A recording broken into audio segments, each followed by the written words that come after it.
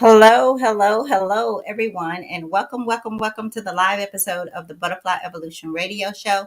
Some of you may also be listening via Relationship Table Talk, or I think I put it out on Bluff City Leadership as well. So, thank you guys for choosing us for another round of a much needed conversation about trauma.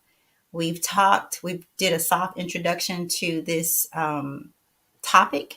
We talked about childhood trauma, and tonight we're going to talk about intergenerational trauma or generational trauma, some may call it as well.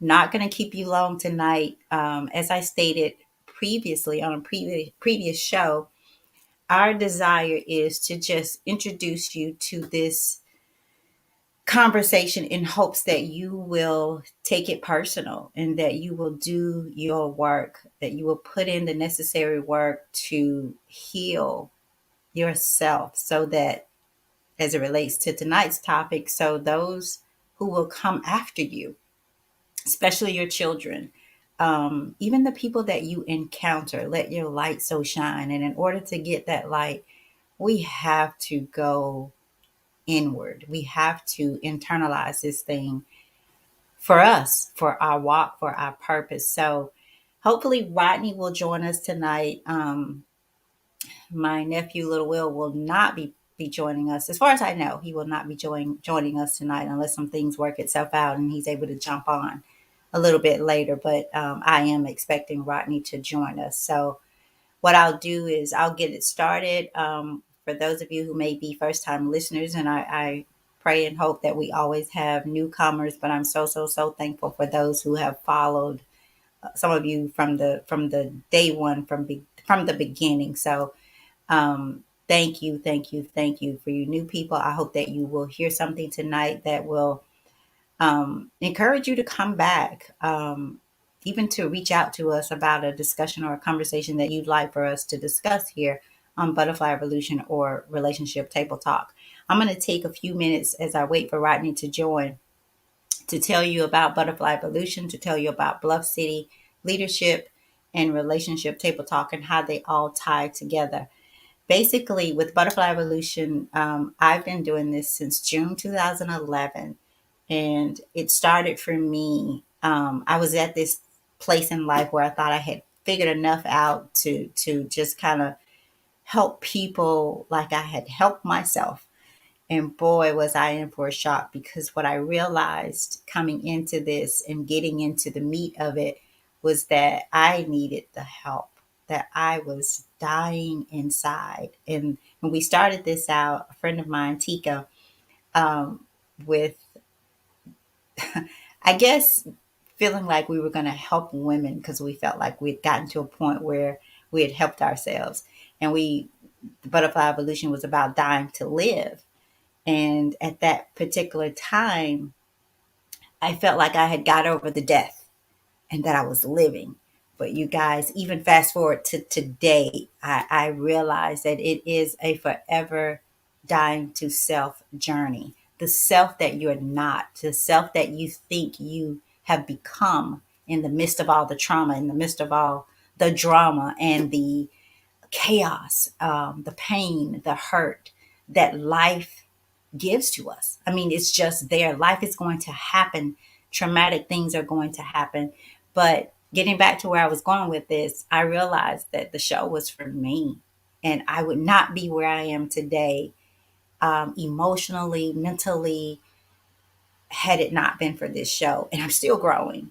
Like this particular topic, trauma, oh my gosh, you guys, it has opened my heart and my soul in a different way. Like I feel like I can put a sign on my soul says no vacancies. Like it's coming all together. So I'm not the Tammy that I used to be. I'm consistently and constantly becoming the woman that God created me to be.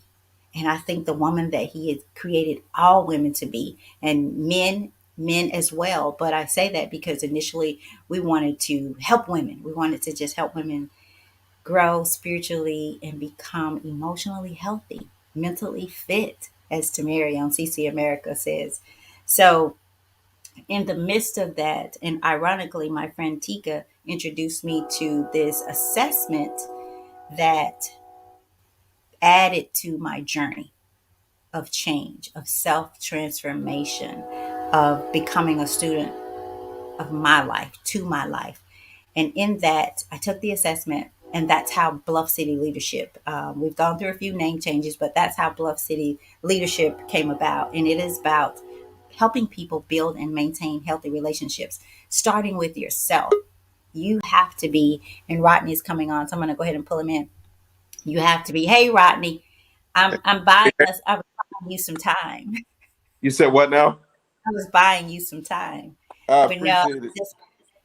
I was just kind of introducing, kind of doing what we have not did in quite a while, because hopefully, like I said, that we're getting new people all the time, and it's a good refresher for those who have followed us as well. But it is just a necessary journey to become a student of life and to own your stuff. Rodney, I shared this last week, and you weren't on. I believe it was last week. I remember you saying that people think that they are who they have become. I don't know if you remember saying that, but Uh-huh. I think that is so true that life has happened. We've had those traumatic experiences that have left marks on us. And some of them we are so unaware of the effects of the traumatic experience. So Bluff City Leadership came about again to push the assessment, to help people understand how and why they respond to life, to love, to people, to circumstances, to situations the way that they do. And in the midst of that, well, at the time, I was working with young girls, and it got to be a heavy. It started to feel like. Let me say that, feel, and keep that word in mind for tonight. It started to feel like it was, oh gosh, not productive. It started to feel like I was doing it in vain. I started to feel burnt out. I started to give up, or feel like I wanted to give up, because I started to think I'm taking them out of their situations just for a moment. Like just for a moment, compared to what some of them are going back to or feel like they're going back to. And so I silently, I think, internally asked, without asking God to show me another way to help young people. And it kind of just steered from that to where I started to get calls from couples about the assessment, about working with them, and so forth. And I thought, wow, well, this would be an awesome way, because whether two people stay together or not, if we can find a way to help them bridge the gap enough to be healthy, productive people first, people, and then carry that over into the parenting, whether they're together or not, to be healthy enough to parent in a healthy manner. So I went back to get my certification in um, life coaching, but also, I should say communication coaching, but in couples coaching, to help them learn how to communicate more effectively. And so that's how the Bluff City Leadership came about. And then the workshops for schools, for businesses, for organizations, to help those people, because healthy relationships is not just about your personal relationships, because we encounter people everywhere all day, in every way. And so I truly believe, as we'll move into it, I truly believe what we're seeing today, the anger, the anxiety in people, the depression is a, I'll say, could be a spinoff from unresolved, unprocessed, misunderstood trauma. And a lot of it is generational. A lot of the things we do, we just do because it's what we saw, down to the way we think, our perception of life. And one particular, Rodney, that I'd like to kind of make sure we touch on tonight is that the way that we relate to one another. and how connected or disconnected we feel in the midst of that. So, tonight's topic, you guys, is generational trauma. And we've talked about, I want to just bring this out really quickly. It's kind of a funny story, but so relative to this particular topic. Rodney, I don't know if you remember the ham bone story. You remember we've talked about that? No, It not sounds necessarily. familiar, but and it'll probably come back to my Yeah. memory once I hear it. Okay. And I don't know how true this is, but it is so, it's like anything else. Like you can make it applicable to life. So this guy, this husband would always see his wife cut the end of the ham bone off. And he asked her, "Why do you do that?" And she said, "I don't know. My mom did it." So he asked mother-in-law, "Why did you do it?" "I don't know. I saw my mom do it." Long story short, the reason that this started because they didn't have a pot big enough to for the entire ham to go in. And I was speaking to someone about this the other night, and I wonder, I'm a thinker. I need to know more than I need to know, or that I really need to know. But that's just who I am. Um, what what did they do with the pieces? Like, did they? And my guess is they probably saved it for another day in another pot. So, but in addition to that, one question, one conversation could have changed that long before so many pieces had to be cut. And maybe somebody would have purchased a bigger pot as well. And so, again, funny story, but so applicable when we think about how we just get caught up in that autopilot cruise control living, and we do what we've seen done. We think how we grew up seeing people think. We relate to people, to things, to trauma the way that we saw the people around us, the adults in our lives, handle their issues.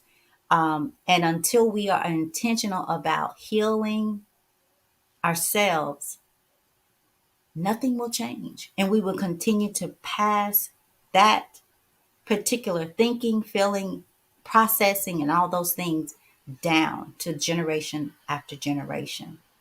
So we're not going to keep you guys long. I'm going to turn it over to Rodney to tell us what you've been doing, because you haven't been on for a while. So say hello to all the people who are probably wondering, where is Rodney? You know what? You know what's funny, Tammy? I didn't even think about that until you just said it. Uh, but it feels like it's been a long time since I've It's been been a on. long Um, I I have really just been busy. Work keeps me busy. That's for sure. And and my little 3-year-old keeps me busy. Nadia, for those of you who don't know, Nadia, my daughter, she just turned 3 this past Saturday, and so uh, she's a lot of fun, but she also has a lot of energy. Um, but I always appreciate when I see things in her that remind me of myself or to Maria. Um, you know, the good things, because obviously, like the bad stuff that comes with you don't want your kids to pick up that stuff. But just when I see, like, for example, like Tamaria is a very caring person, and she is just well mannered, and to Mary, is one of those people, like, you can always um like just see just how passionate she is about just being kind to people and being nice to people. And Nadia time. has those same traits. Like Nadia, like if we can be out and Nadia will see people and hello, she wants to, speak to people. And then, you don't have to tell her to say thank you. You know, she'll say if I mean, you can compliment Nadia and thank you, you know, or if you say thank you, you're welcome. Um, you know, and even when, you know, we take her to the park, she's always trying to play with the other kids. And she's always like just, you know, trying to be helpful. Like if she sees especially kids who are younger, you know, she'll try to help them, or she'll say, "Daddy, he not big enough to get on this slide," you know, or something like that. And that's to Mary, like she, you know, she's a helpful person.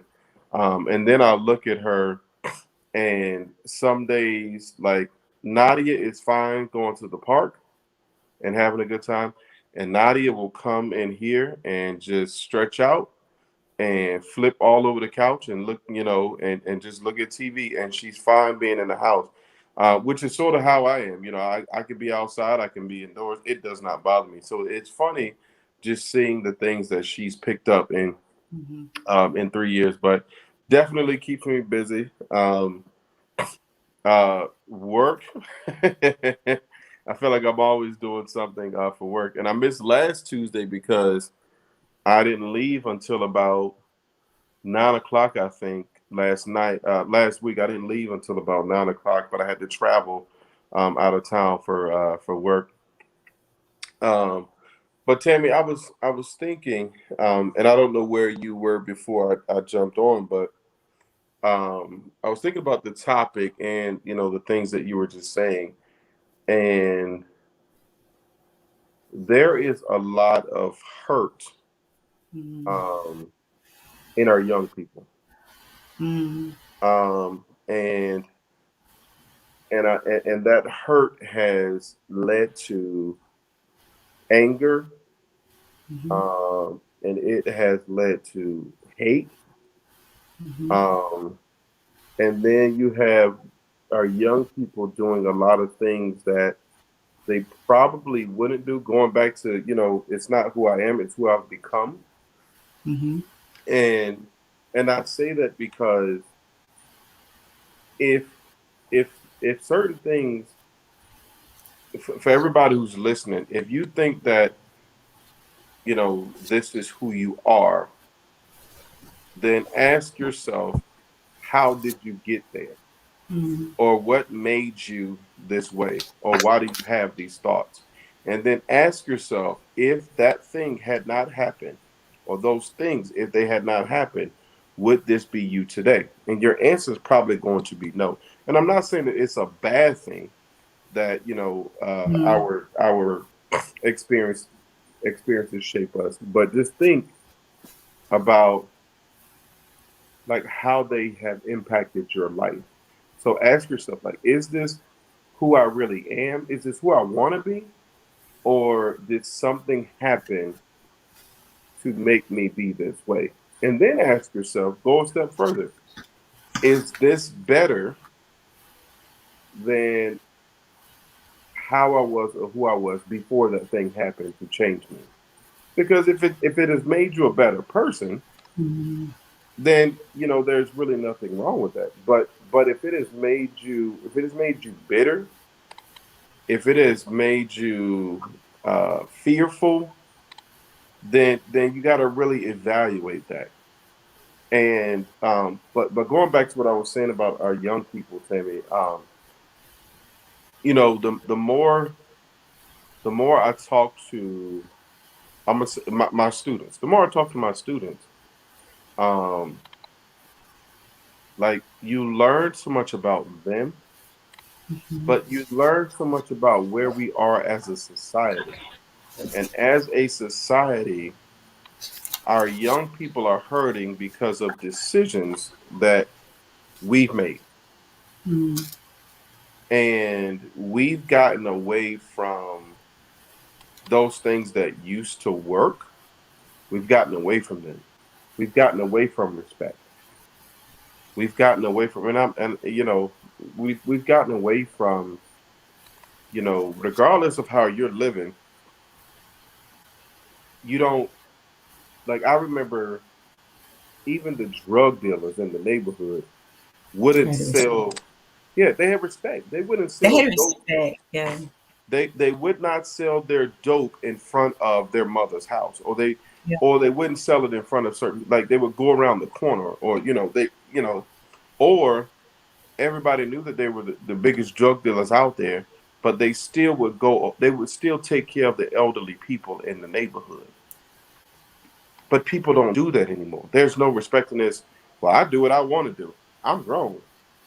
Or you got kids now just saying, F you. And I remember but like as a child, like like kids always have done like their own thing. But the difference now is kids could care less about who hears them or who sees them.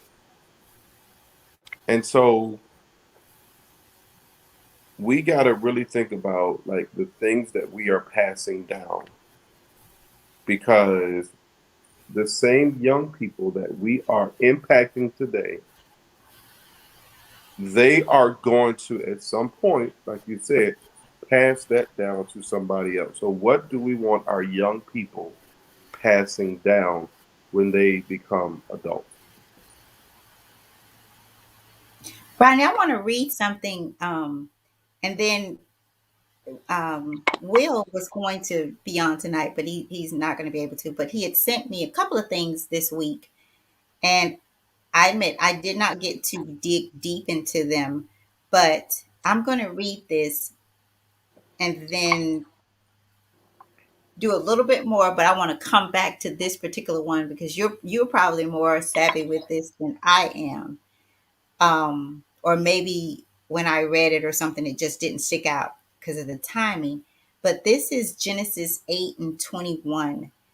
And this is the only part that he sent me. So I don't know the before and the after. I didn't dig deep, as I said.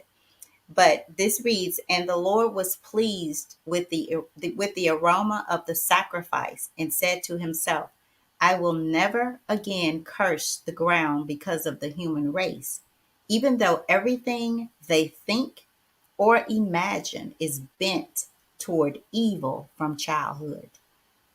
I will never again destroy all living things. And that's Genesis 8 and 21. I want to come back to that. And if I have to read it again, I will. I want to briefly, you said a couple of things, and I tried to keep up as much as I could. I'll go back to not talking about Nadia and being, turning 3 and the things that you see in her. Um, I also remember you saying on another show about kids, we were talking about kids, and I think we were talking about Nadia and Zali. How you said they want what they see us with. They want the phone. They want the remote control. We go out and buy all these things, and this has been this way for as long as I can remember. We go buy all these things, and yet they still want the forks, the spoons. They want to see themselves in the refrigerator. They want to push the dishwasher They buttons. don't. They don't want the toy. They want the box that it came in. Right, right. And so it is so fascinating to see them, I'll say, to see young people on this side of my growth and awareness, to how free they are. I mean, Zali gets excited. I was thinking about this as I was thinking about the show. She gets so excited at the sound of the train, and she wants to go out and watch it pass by, where we probably were like that as kids, but now as adults, it's irritating. She gets excited about the sun, the stars, the moon, and they're so at this young tender age, they're like sponges and they're soaking up everything they see us with. They're trying to understand it. They want to know, why do we want it? Why is it important to us? They want your keys. You don't know how many times I've had to look for my keys that Zali has had and played with. And so they not I'm saying this to say, you guys, just like they want those things that we have, they're looking at what we do. They're feeling our emotions. They're going through the steps of our lives, but with their mindset, with this open, spongy mindset of, I'm going to get and do all that you do. And so it is so important that you understand, if it's one thing, you guys have heard me say this previously on the other shows, that if it does nothing for you but help you parent differently and see your children differently and allow them to be your why in healing from your own stuff, enough so that you can be a better guide, a better sponge for them to soak from. So I'm going to briefly go over trauma. And you guys, Rodney, you said something else, that the decisions that we've made or make has made some kids angry, that it leaves a mark on them, basically. I truly believe that. I would like to add this. Like, we make those decisions, or we make decisions, and I think it's more about what we leave them out. We don't meet them where they are so often, even with divorce, anything, that we think that because they're children they don't need to know that they're not affected, and we don't talk on their level. So I think it has a lot to do with the decision, for sure, but I believe that it has more to do with our not being emotionally healthy enough to communicate to them in a way that they at least can get some understanding for it, or from it. I know I'm used Sally a lot, you guys, but she is truly part of my journey of learning more about life. I had to tell her, she's in this little frenzy where she cries. We were having story time, and I mistakenly turned the page, and it should have been S, I believe. Well, and the page is double, so it was the wrong alphabet. It should have been T after it, right? Yeah, and I think it went to U. And so she cried because it wasn't the letter that was supposed to come after it. So I made a boo boo, but she got mad because of the book. So I had to tell her, I said, listen, you have got to be more patient and ask for what you want. I don't hear crying for no reason. You have to ask. And I've said this a number of times, rather than trying to spank or yell and all that. I've said it enough in her language. I mean, literally get down on the floor, look her in the eyes, and say, Zali, in a very calm way. Well, for the first time Monday, she came, she was about to cry, and I looked at her. So she stopped crying and she asked for what she wanted. She asked, and I got so excited, I forgot what she had asked me to do. And then she's like, Grandma. And so, but, and I'm not saying that we don't discipline kids. I am saying I think we discipline them too much and for the wrong things, and that we expect them to be emotionally healthy at a tender age where they can't process or understand much. And so, if nothing else, I hope that you get enough to say, how, if you don't study trauma for your life, how can I better understand young people and their stages? Another one, Rodney, is puppy love. I know you remember how, if you said you were in love at an early age, people were quick to say it's puppy love. Is it really? Yet we could remember being in love at somebody in those younger years, whether it was, said or not. So I wanted to bring those things up, and it's something else you said. I can't remember exactly what you said, but I remember thinking that young people have lost hope. But I also feel that they have lost it because the generation before them has lost. And one way I think trauma shows up the most, in my opinion, you guys, I am not certified in trauma, but I can tell you I've dealt with it enough. I probably could get a certification. But I truly believe that until we show up, life is going to happen. I think it's something else you made me think about, Rodney, that we I think we expect life to be perfect and people to be perfect and relationships to be perfect. There's no growing in that. There's no healing in that. Like there's nothing in that. And for those of you who are believers, the word says to count it all joy, to count trials and tribulation as joy because I'm pruning you. I am growing you. And I'm saying that in my language here. But so many things like that, we look over and we think that our relationships should be perfect. No one should disappoint us. And we never really look to understand the experience, the traumatic experience. Because I think once we learn to process, understand, let go, and receive whatever it was that we were and could gain from that, then those generational curses would stop or trauma would stop until we start making different decisions, start thinking differently, having different perspectives and perceptions. We won't change anything. And we will continue to birth what has been birthed inside of us. And I'm not saying anything against our parents or elders. They did the best that they could do with what they had.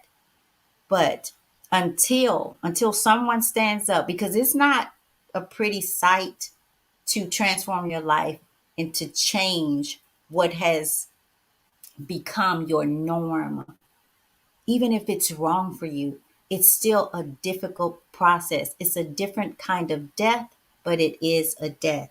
So, Rodney, before I turn it over to you, I want to briefly just say this. We've described trauma in a number of ways on the previous shows. I found one that I thought was very interesting for tonight's topic or um, needed for tonight's topic, a negative event that is so overwhelming that we have not successfully found a way to process it, understand it, and move on from it. Me saying, I believe that subconsciously we relive the event or the feelings or the emotions attached to that experience or that event. And I believe that's where the trauma comes in because I think subconsciously we relive something that we may not quite remember, but we feel it. We feel the effects of it. And then all during life and through life, there are triggers that set that thing off, that trauma off, which means sometimes you don't know why something offended you. You don't know why. I mean, it could be, I'm speaking for myself, it could be something as small as a chair, my chair. Rodney, I heard a lady describing, it's on Judge Judy. I love Judge Judy, you guys. And Judge Judy was talking about her dog. And this lady was like, not my dog. I'm like, really? Like, not my dog, but we personalize, internalize so much and we're offended by so much. Not your dog? Really? Really? So I think it's what we give the power to down to words. This perfect family, this perfect father, perfect mother, perfect marriage, perfect child. And then when it's not, we can't deal. We can't deal. So before I get too long winded, back over to you, Rodney. No, Tammy. You could have kept talking. I completely agree with you, and I don't think we I don't think we do as much reflecting as we need to as people. When things happen in our lives, we look to blame other people. We look to make excuses, and it's easy for us to just go on about our business because it wasn't my fault. It was this person's fault. The problem is not me; it is with them. So when that happens, because we don't reflect on the situation, we don't reflect on the conversation, we don't reflect on the event, we don't try to process it. Right. We just we just say, hey, you know what? This happened. This person did me wrong. This person was unfair. You know, and we look at these things, and rather than like really sitting down or just giving ourselves an opportunity to think and process, we instantly look to make excuses and pass blame.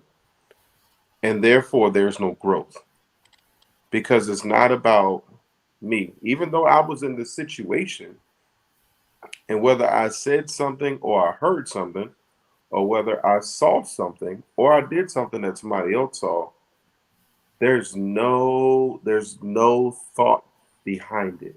It's just whoop, I'm going on because Mhm. this is on them, right?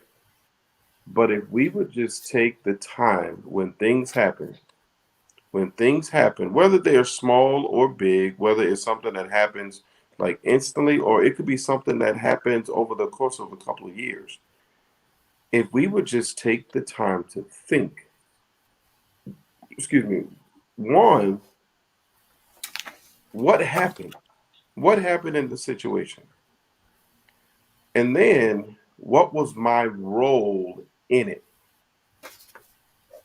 And then after that, what should I take away from this? And it's not something you're not most of the time you're not going to get all of those answers in one day, because as time goes on, if you're Not truly even in a lifetime, Rodney. sometimes it's not even in a lifetime, but if you're Not truly a lifetime. if you're truly reflective though, that those situations are going to come back. You're going to be like, man, oh, I didn't think about that. Or it's going to be, man, I could have done this differently. Mhm. Or I didn't have to say that. Or, you know what? Here's what happened to me. I know how it made me feel. So now I'm going to be conscious of how I treat other people to make sure I don't do that to anybody else. Because Mhm. we have a tendency to be hypocrites. We have a tendency to not like things when they are happening to us or when they impact us, but we could care less if it's happening to somebody else. And but that goes back to just reflection. Like I don't even think people think. I think people just it don't bother me. Why should I care? It ain't impacting me. Why should I care? And it's like, yeah, but you're seeing this and you hear things and you see things for a reason. It may not it may not impact you. Because I will tell you, I'm one of those people. Like, as long as you ain't doing nothing to impact me or anybody I care about in a negative way, do what you feel, right? Because I'm not here to control anybody. However, it doesn't mean that I'm not paying attention to you there's a reason why I'm this close to this thing or this person. There's something for me to learn here, Mhm. and we don't take the time to do that. I remember when I became an assistant principal, and my last interview was with the assistant superintendent. And one of the best things that he said to me was, there's a reason why you have two ears and one mouth. You should listen twice as much as you talk. And even though I've always considered myself as, a listener or a very or a thinker, right? I was like, oh, never thought about that. And I don't know if that's true. I don't know if that's the reason why God gave us two ears and one mouth, but it makes sense though. Mhm. And it's something that I share with other people, and it's something that I apply to my life because people who talk all the time, to me, this is my thought, if you're talking all the time, what are you trying to hide? What is it that you don't know that you don't want me to find out? Because if you're talking all the time, you're not absorbing anything because you're talking. But when are you, one, going to listen? And then two, when do you take the time to really think about what has happened in your life? And Tammy, there are things that I went through in college. There are things that I went through as a kid, and even now, like if I'm just like just sitting, chilling, those things will come back. Mm-hmm. And as those things come back, I'm like even now, because people always say, well, if you can go back to your 18-year-old self, like, would you? No, I wouldn't. I wouldn't go back to where being 18. However, when things that happened when I was 18 come up now, I like to think about them and process them with the mindset that I have now. No, I don't want to go back and be 18. I don't want to do it all over again, because if you put me back at 18, I'm probably going to make the same stupid mistakes that I made when I was 18. But I think about the things that I did when I was younger, and I process them with the mind and the maturity that I have now. And even though I'm not going back to 18, let's say, I can help other people moving forward. I can help myself moving forward, because the way you treat people, you don't have to treat people a certain way the rest of your life. And you got to decide how you're going to treat people. You got to decide how you're going to deal with people. So now I'm looking at situations, but I'm looking at them with a different mindset, because my mind is not the same as when I was 18. My mind is not even the same as it was when I was 30. I see things differently now. And so we have to be careful about how we speak. We got to be careful about how we carry ourselves, because there are always people watching. Mm-hmm. And when you talk about like young people, like Nadia is the person who she sees. Yes. Nadia is very similar to Rodney and Tamaria, because she spends most of her time with Rodney and Tamaria. And to her, this is what she knows. She's not old enough, or hasn't been able to like go out and like, when she's in the car, she's with one of us, right? So that's her experience of being in the car. So all she knows is how her parents operate a vehicle. So those are her experiences. Nadia doesn't know what it's like to be in a car by herself. So who is she taking after? Her mom, her dad. She hasn't had those experiences. But Rodney, what's really interesting about what you said, how many, and this goes back to how they process. So imagine this.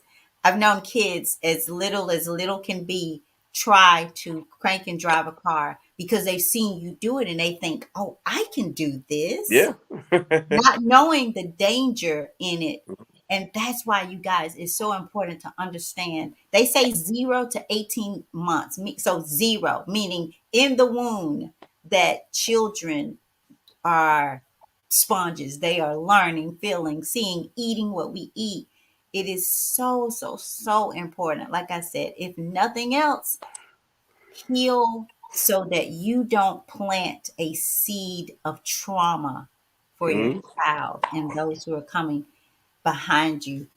Rodney, you mentioned reacting and responding. Well, you mentioned the reaction basically, and I want to get out there because you mentioned a lot about thinking things through, or not just. I'm going to say not just reacting. We have to learn to stop and think, because if we can have generational trauma, we can have a season of generational wisdom. Mhm. We get to pick, you can pick and choose. Like, I truly believe, to a degree, until I really got the Pharaoh story in the Bible, like I truly believe that outside of God having his way, that really the only thing we can control is our response. Us, we have control over how we are going to respond, not react. Unprocessed, misunderstood trauma will have you living a life of reacting. And we know from medication, we don't want medicine to react, have a reaction to medicine. We want our system to respond to the medication for healing. We have to start responding to trauma. We also have to stop expecting that life is not going to happen to us, because not all of us were created for the same things. Um, Not all of our steps are ordered in the same direction, but leading to the same place, I'll say. And I think oftentimes too, Rodney, is that we get caught up in thinking that, woe, it's me because this person didn't go through that. This person had two parents. We get caught up in how it looks from the outside. But this person has a husband. This person has a wife. This person has a nice car, a nice house, a nice job, not knowing what may be behind the scenes of that. I'm going to be very transparent with this, and I've said this before. My daddy has been getting a lot of this, a lot of my conversations here lately, and it's good because I put this back on me, you guys, for a very, very, very long time. I was I was internally angry at my father because I feel now on this side is I was trying to measure him up as to how a father should be and not who he is and how he responds. And my dad is the kind, if you need me, I'm there. Talk every day, do all this kind of fuzzy wuzzy stuff. It's just not him. Just not him. And over a course of times, I remember him telling me those words, but because I wanted the dad like Susie or Barbara or whatever, I thought I was missing out or I wasn't loved. And so a very long time. And imagine. And then there was other traumatic experiences, as Rodney said, that sometimes you guys, we don't remember the actual thing. And I may have said this earlier, but subconsciously, the emotional attachment to the thing is triggered so many times. And we don't know because what? We don't understand. We've not processed it, and in many cases, don't remember. Until you mention this, Rodney, something happens. Something comes up. You see something, you hear something, you're watching a movie, and you think about, I remember when this happened and I felt like this. Because it's triggers to an unprocessed, very overwhelming situation in your life.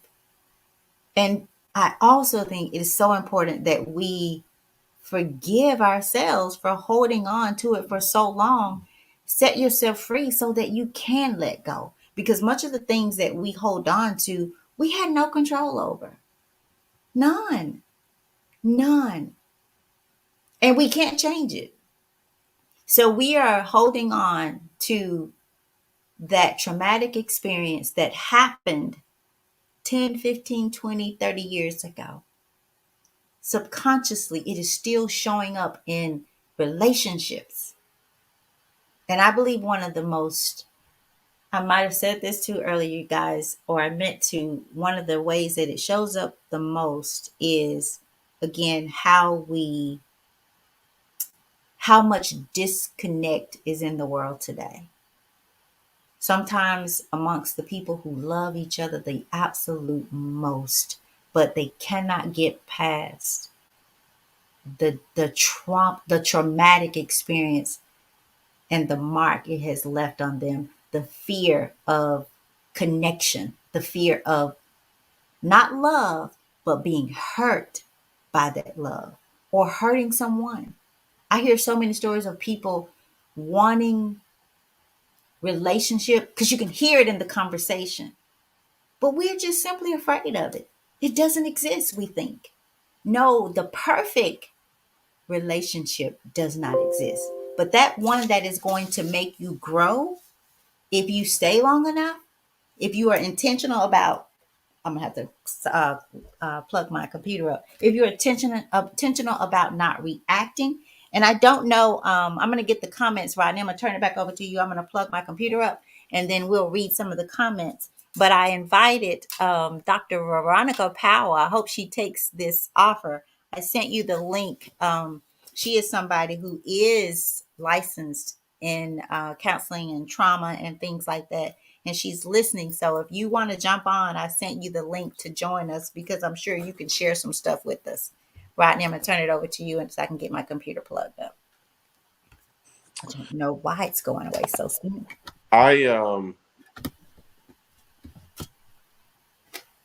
Tammy, I think if we if we listen to people, we can tell how people have handled trauma. Meaning, we all have our story. We all have them. And everybody's story is going to be different. There are going to be some similarities across stories.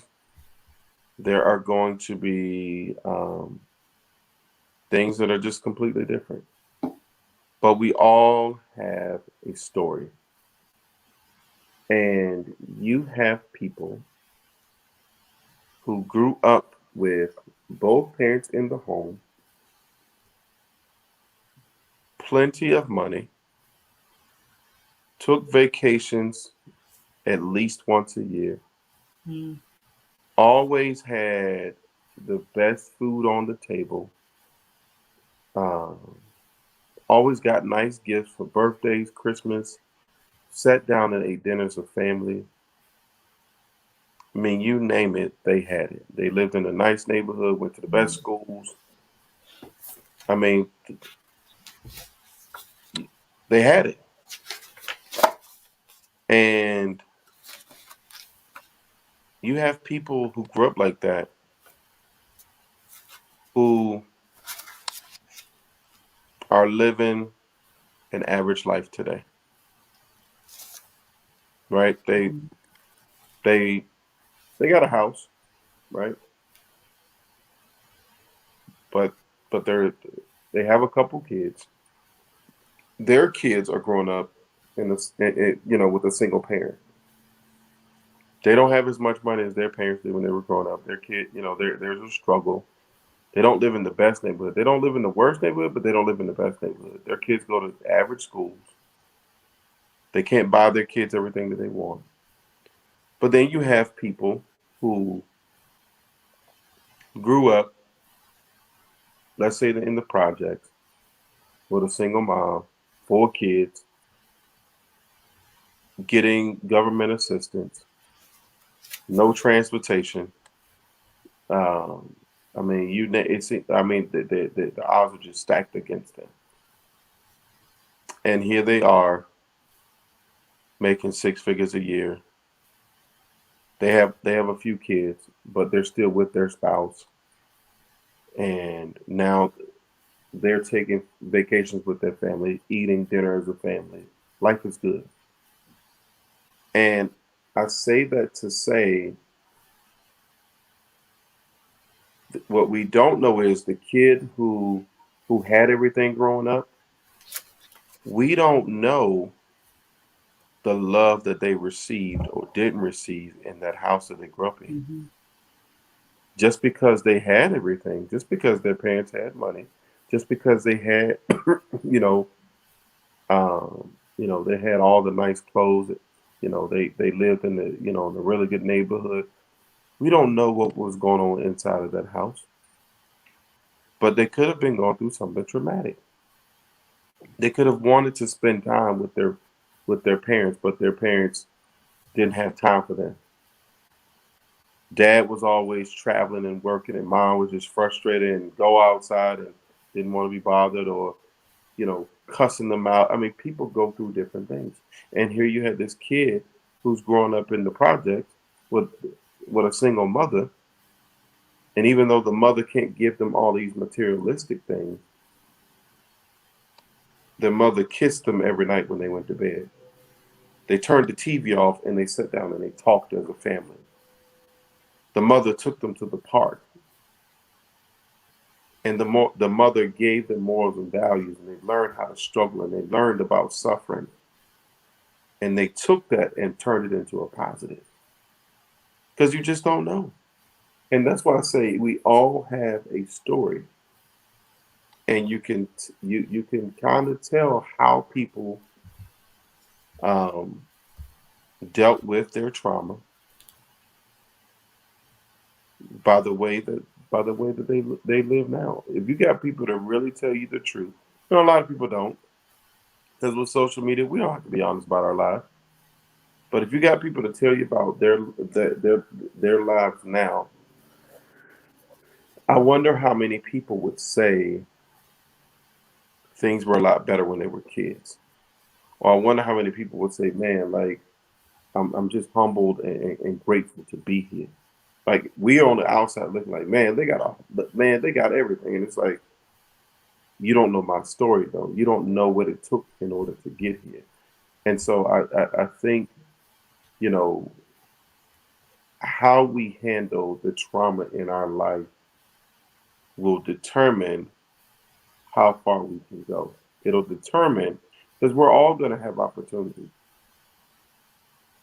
but are we going to be ready for them? Are you going to say, "Oh man, this is a great opportunity. Yes, I'm ready," or are you going to say, "You know what? It sounds really nice, but I'm just not at the point in my life where I can do that."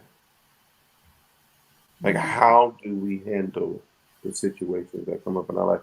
And sometimes, Tammy, I feel like sometimes the same trauma comes back more than once. But how do you handle that? How do you handle bad relationship? Bad relationship after bad relationship. How do you handle that? You've now had two cars repoed. How do you deal with that? How do you bounce back from that? You've now lost three jobs in the last 2 years. Like, how do you handle that? What do you like? How are you going to come back from that? Rodney, you bring up a couple of good points. I want to, and I don't think I did this, but I want to. This is something that one of the definitions that I found on generational trauma says the psychological effects of trauma being transformed from one generation to another. And I think we have indirectly said that. But again, the psychological effects of trauma being transformed from one generation to another. And as I read that, I thought about habits. Um, and we said here often, sow a thought, well, how is it? I think it's sow a thought, reach a habit, sow a habit. Basically, your habits will become your lifestyle, will determine your lifestyle, your Mm, habits, and the way that you think, and so forth. And I was thinking about you explaining or talking about the different lifestyle, meaning you could have a kid or someone from what we see as a very thriving and um, I guess what's the word for it? Successful family.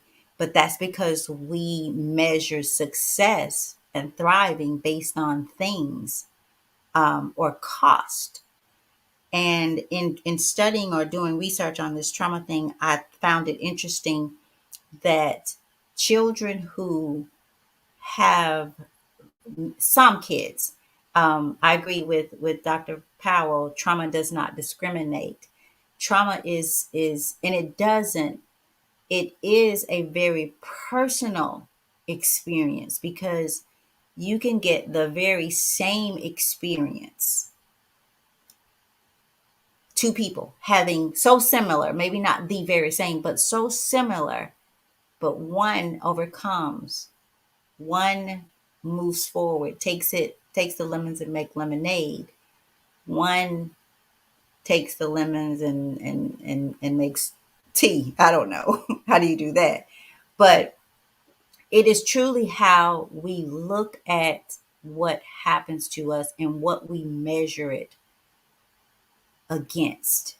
Because that same child or possibly that child who has everything, two parents who are working, he or she can have anything they want.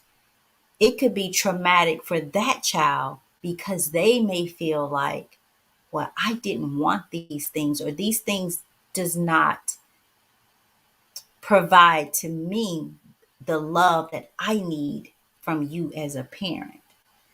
That same child could be looking at, and this is real life. I remember this very same scenario um, because I've shared this, my house was your average, maybe not even average, below average size house in the eyes of some people. To me, it was my castle. But I would have these young kids who, for whatever reason, came from this. Well, they come from homes that I could sit mine in a couple of times, and probably still needed more house. But they would just love to gather in my little house.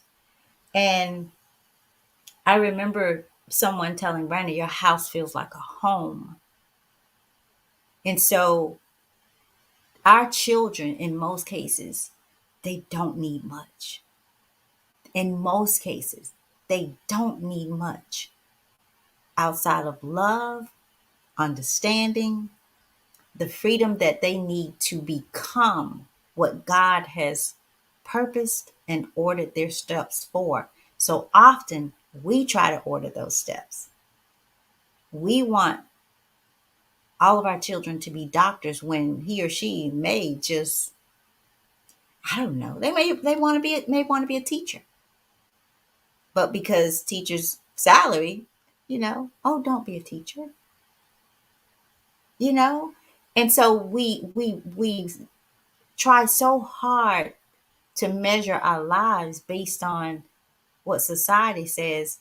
For instance, Rodney, I had this thought. And I believe this with all that I am and have and will be and all that. If wearing your shoes incorrectly, if putting your left shoe on your right foot and vice versa became popular, I believe 90% of the population will start doing it. And I thought about that because Zali, still trying to teach her how, left and right, she had those shoes on wrong and she's walking like she's about to trip over. And I'm like, that's what happens, baby, when you put them on the wrong foot. We're trying to walk in someone else's steps. Everybody wasn't meant to have this and that. And some people who have this and that may not have been, they may not have been supposed to have it. But because that's what we do. And in the midst of that, you lose yourself. Because when you're outside of your purpose, your life is traumatic consistently. Like, I feel that we're so out of order, spiritual order, until life can only be traumatic. If you start to look at the lives of people, I agree with you, Rodney, how just let people talk. Just watch them. You can say good morning to people and it sets them off. You can be happy, it sets them off. I'm still trying to figure out who gets a job doing whatever. If you are a teacher, I'll use teacher. Why would you get upset because kids are coming to school? You're a teacher. The same with if you flip burgers. Don't get upset because I walk in to get a burger. A lot of this stuff is just the way that we are seeing it and the experience that we're holding on to it and what we're measuring it up to. Because life is going to happen. The Bible says, no weapon formed against you shall prosper. In that sentence alone, it is telling you that the weapons are going to form. They're going to form, not prosper. But prosper to us is the weapons forming. It's just crazy. Over to you, Rodney. No, I never thought about that, Tammy. Because it does say that it does say that they're going to prosper. I mean, it does say that they're going to form. Right. No That's weapon life. form. Right. It's life. It's life. Trouble is supposed to happen. Yes. It's not supposed to overtake you, though. It's supposed to happen. Yeah. Bad things are supposed to happen, but it's not supposed to consume you. It's just like it's just like the scripture that says, "Be ye angry and sin not." It says you can be angry. Be angry. Right. Just don't sin. Right. You Right. know, and I think that we lose sight of that, and we forget that God created good and evil. Both are going to be here as long as we are. Good and evil are going to always be present. So when I find people who constantly complain, to me you're not a realistic person. If everything is wrong around you and you have nothing to be excited about, you have nothing to be happy about, you have nothing to be grateful for, something is wrong with that picture. Because why are you expecting everything to be right? Why are you expecting everything to be ideal? Why are you expecting to go through a day and live in this ideal world? It doesn't exist. And so when I Mhm. find people who are like that, to me, I don't even think they know what it means to be happy. I don't even think they know what they want because they could get it and they complain so much and they're so miserable that even when they get what they ask for, they don't recognize it and then they want something totally different. Yeah, this is okay, but I'm glad that this happened, but it still should have been. And it's like, Mm. but but wait a minute.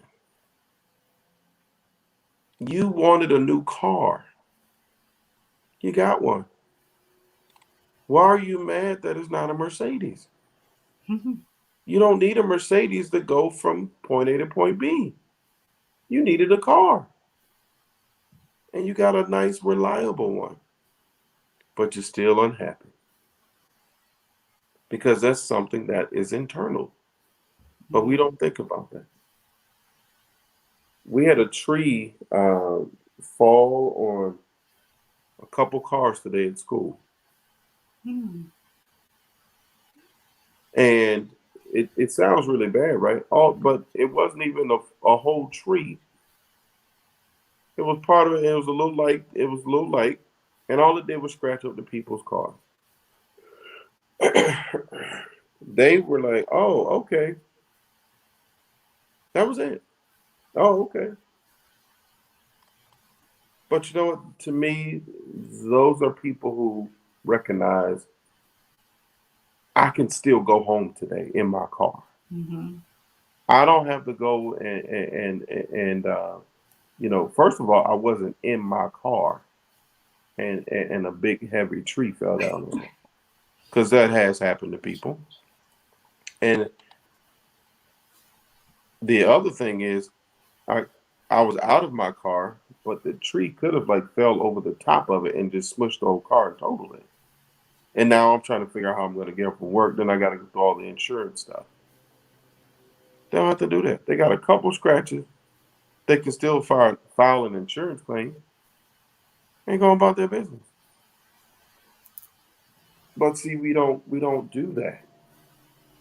Oh, because you know what? A miserable person.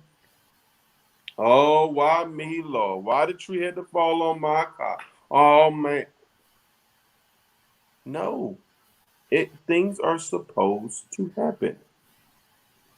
Trees fall. Trees fall. It's nature. They fall. They don't last forever. Yeah. Yeah. You know, you can pay your electric bill every month on time. It don't mean that you won't come home one day and the power ain't out. Sometimes there's storms. Sometimes people run into poles. Things happen, but you can't get mad and you can't expect your power to be on every day because you pay the bill.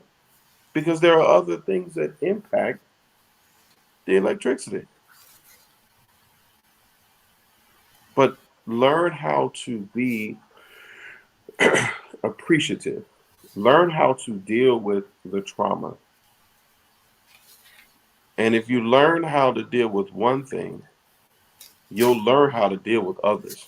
Because Mm. you'll say, okay, I got through this storm a couple of years ago. I got through this thing a couple of years ago.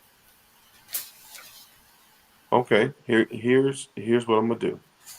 And you start coming up with a plan. And sometimes your plan may start off with you just doing nothing for the first couple of days. But I think we have to be more realistic, because the truth of the matter is trauma is going to come. Trauma is going to happen because bad things happen.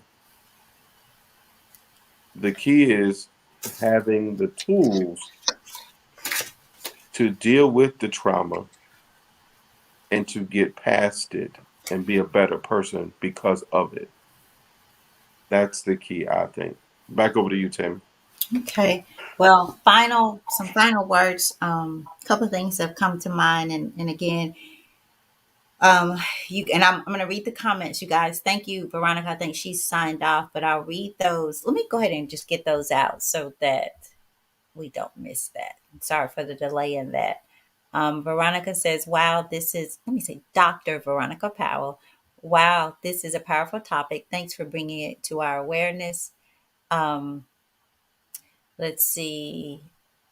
Joshua says, "Wow, absolutely true, Rodney." And I think that was during the time you were talking about. It was kind of about relationships, but I think I remember the exact. Can't remember exactly the words, but that point that you were at. Woo Woo says, "I've missed my two favorite hosts. Thank you, Woo Woo." Christine Taylor. Veronica says, "Trauma does not discriminate." Woo Woo says, "Yes, take it and turn it into a positive." Dr. Powell says spiritual bankruptcy or spiritual emptiness, no grounding or anchor. And she says, awesome discussion, everyone. She has to get off and take care of a video. And again, that's Dr. Veronica Powell. Y'all look her up. She's doing some great stuff as well. One thing came to mind, and I want to reiterate the trauma is a personal thing, you guys. One person can go through the same thing, very similar thing, and go through it with ease as if it was designed for them. And I'm going to say this, if it's happening to you, it was designed for you. And if it's happening to you and you think it wasn't designed for you, make it fit. Make it fit. Go through it. Deal with it, process it, do your best to understand it, but move on, because unresolved trauma shows up in every area of your life, even in the body. So sometimes, and again, this is Tammy talking, not whatever certified in any of this about trauma, but in thinking about the very meaning, um, the psychological effects of trauma being transformed from one generation to another. You guys, trauma can tear your body apart from the stress that it causes in the body. So, down to strokes, heart attacks, and so much more. And so, I thought about so many things that we say is genetic. That if your mom had cancer, you're probably going to get it. Maybe when your dad and so forth. Maybe we have the same stuff in us, the unresolved stuff that's causing the physical issues. So let's be more intentional about the ham bone. Are you cutting the ham bone when your pot is big enough? When your pot works just fine? Are you throwing away things that you can use to grow? What can you do? I mentioned that in having a conversation with someone, this particular person shared with me that someone in her family was going back in hopes of trying to understand. the dynamics of relationships in her family's life. Meaning, what kind of man did Aunt Sue have? What kind of woman, and what was their relationship, so that she can better understand what is happening in this family when it comes to people being married and connected and building a legacy through family. That's powerful to me. Powerful. I had someone ask a very, very personal question for me, or just brought it to my awareness that look around you, look at the women in this family. How many of them have successful, healthy relationships? Success meaning connected, unity, not things, but unity and connectedness, love, that agape love, that I got you no matter what. And in today's world, you guys, I had someone in a class that I sat through say this some time ago. He said couples, people will go on vacation together, spend $5,000, $6,000, and barely say 2 or 3 words to each other, just because that's what you're supposed to do. And then you get to see the, the good picture, and they go right back to nothing, emptiness, no connection. And he's so right. And he said, but they won't spend $200 on counseling so that they can take that vacation and have a good time. Maybe not even go, stay home and have a good time. So, what you're going through may have been planted before you, but we can dig seeds up. You can replant generational wisdom, strength, faith, willpower, different thinking process, thought process. So you get to choose what is going to be generational. And they say, hey, it's generational. It just happens to be that way. Well, you can say this is where it stops. It will no longer be this way, because it doesn't have to be. So if we want to stop generational curses, generational trauma, let's change the habits.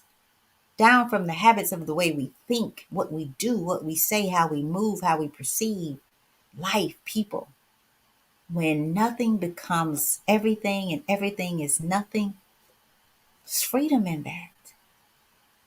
Even your traumatic experiences, you will say, they're just that. I'm going to experience it, process it, move forward, and let it go. Because you're holding on to something that is gone, is over, it's happened. You are reliving it. So I thought about this, Rodney, and I will end mine right here. And I think you guys are going to lay off of this for a show or two, and then Rodney and I are going to, I don't know what Rodney's going to do, but Tammy's going to take a break and step back, and take care of some things she has some deadlines to meet. She meaning I. So after I may do one show. I don't know what Rodney's going to do. He can do all that he wants, but Tammy is tired. I am tired. I need mental rest. I need a sabbatical. Anybody want to sponsor me? Let me know. Sabbatical. I thought about this, Rodney. Um, I've shared this before, and I think I shared it in by way of a question.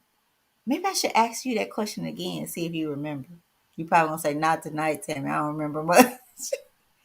But what is a good man but a bad man's teacher? What is a bad man but a good man's job? I'm going to read that one more time. What is a good man but a bad man's teacher? What is a bad man but a good man's job? And the one thing, people might hear that and think good and bad. I hear that and I think some days I'm the good man and some days I'm the bad. And so on those days, I hope on my good days that I'm a teacher. On my good days, think I'm saying that right. I want to make sure that I'm able to show up and teach or be somebody's job, period. And I know that's going to happen. It has to happen because this thing we call life is just that. It's just that. It comes with traumatic experiences down to children. You have children who lose their mom at birth coming into this world. Does that child deserve that? Absolutely not. It happens. You have some children that will overcome that traumatic experience, and you have some that will hold on to the loss forever and a day and never experience the goodness of life. So I hope that you have gotten something out of these short but needed discussions. I hope that you will do something with it. I hope that you will do some research yourself. Um, do the work. Do the work, and the work will be done internally inside you. That's all I have. Rodney, glad you were able to make it tonight. You guys stay close. Like I said, I'll probably do one more show somewhere in the midst of taking my break. That may be next week and it may not. All I can tell you is just stay connected. But there probably will be at least one more People before. gonna be focused on the election next Tuesday, Tammy. Oh yeah. Oh yeah. Okay. It's So let election day. Okay, yeah, maybe we'll step back and let y'all pick the worst of the worst of the worst. Did I say that? So, but y'all, all I can tell you is, hey, play the hand that you were given, and although it may look like the same deck, it's not. It's not. It's your deck. It's your cards. It's your game. It's your life. It was created for the glory of God, and He chose how you were going to do it. And there's nothing we can really do about that. But live it, embrace it, and do it. So, any final words from you, Rodney? Tammy, I'll just add on to what you were talking about in terms of people spending so much money and going on vacations and not even talking to each other. Um, at some point, reality is going to hit. At some point, whether you acknowledge your reality or life just takes its course, at some point, we all have to deal with reality. Mm. And it's better for you to deal with reality than for reality to deal with you. Because if you Okay. deal with reality, you can be honest with yourself about where you are in life as a person, in every aspect of your life. You think about our jobs. What do we have to do annually? We have to do inventory and we have to do evaluation, right? Do that with your life. Do an inventory. What did you give out over the last year? And if you want to break it down last month, whatever. And don't wait and make this a New Year's resolution. Mm-hmm. But evaluate your life. Take inventory. What did you take in this year? What did you give out? Take an Mm-hmm. inventory. Because then when you do inventory, you can calculate um, losses and gains, right? That's part of inventory. You learn what you've lost and what you've gained Mm-hmm. when you take inventory. You also know what you need and you know what you want. But you got to do inventory. And every year there's an evaluation on your job. You are being evaluated as an individual. Evaluate yourself. Where's your life? Where are you as a person? Where are you physically? Where are you mentally? Where are you spiritually? Where are you emotionally in your life? And if you don't like the numbers, that you give yourself. If you don't like the evaluation, how are you going to change it? How can you Mm. improve? And if you do like the numbers that you have, because there's nothing wrong with, I mean, if I've been extremely nice and giving this year, I can give myself a 10. I don't have to knock myself down to a 7 to make other people happy. But if I've been a 10, I'm, you know what? I've been a 10. Here's the person I want to be. So let me evaluate that. Because if I don't want to be a generous person, I could care less about generosity. I could care less. But if that's something that I strive to be, then let me evaluate. Was I really generous this year? How do I treat my family members? How did I treat my mom when she called? And how do I treat my children? How did I treat that coworker who came in and I knew that they had lied on me? How did I treat them? Like, evaluate your life, because if you like the evaluation, then ask yourself, how am I going to maintain this? And if you don't like it, how am I going to improve this? So that's my challenge to everybody. I'm with you. I probably got about one more show to meet for 2021 too. But I think that's my challenge for everybody. Do an inventory of your life and do a self-evaluation and I be think you honest. just created the next show topic. I like that. It made me think about, see, you always say stuff. I say I'm done, but then you say stuff. But it made me think about, I don't know if you remember Erica Murray, CEO to the Power of You. You remember that show? I think we might have Vaguely, dated. vaguely. I'm gonna pull that book out. Because one of the things you are asked to do is not just to evaluate yourself, but to ask some of those closest and dearest to you some very thought provoking questions and be honest Hmm. with you. Like you're asking them to roll the tape out on you and you're giving them permission to do. And I remember asking, I know Tasha was one of my people, and I believe Tandra was. I have to go back and look because with the end of the year coming up and people getting into this thing about New Year's resolutions, that would be a good one. That's something that I would like to ask people to do for me again. And then also evaluate myself. We're gonna think about that one. It's I a good like time to do it. I mean, because if you think right. about it, inventory is always if you think about, like, inventory is always like the end of the year, beginning of the year, or something like that.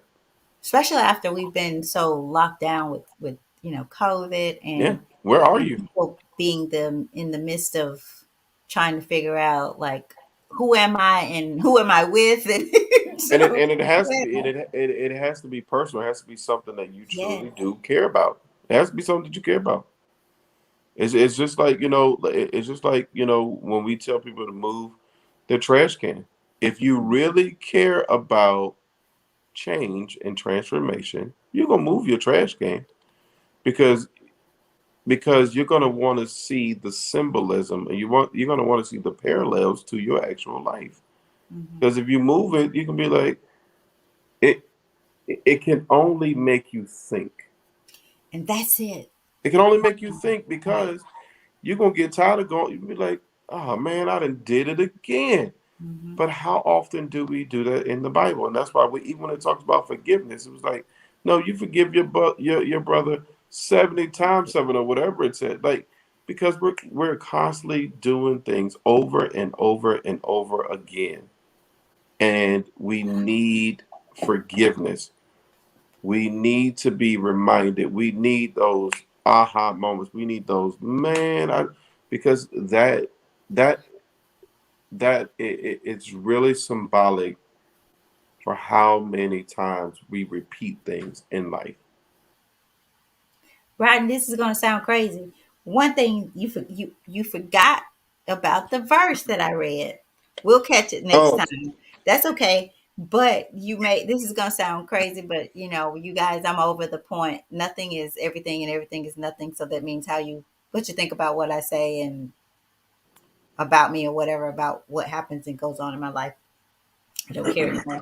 But the other day I had a little situation with someone, and I promise you it was little, but it was little because I saw it as nothing is everything, everything is nothing is little. It's so be it. So got past that little hurdle, and then another one came little, but because I felt like, okay, I gave you a pass the first time, maybe not so this time. I'm internalizing this thing, and that's my talk to myself. And so I walked away from the situation purposefully to do what you were saying, to just get away for a moment. And when I mean walk away, like in another room. And so I remember saying, talking out loud to myself, oh, this is my test. I mean, really, I'm talking to myself like, this is we wrestle not against flesh and blood, but spiritual warfare and da da da. That's what this is. I said, okay, I'm gonna win. I'm going back and I'm gonna be the bigger person. So I'm talking to, I mean, really, you guys, I'm sitting here talking this thing out to myself. And that little something that typically becomes a big blow up was just that. It was just nothing.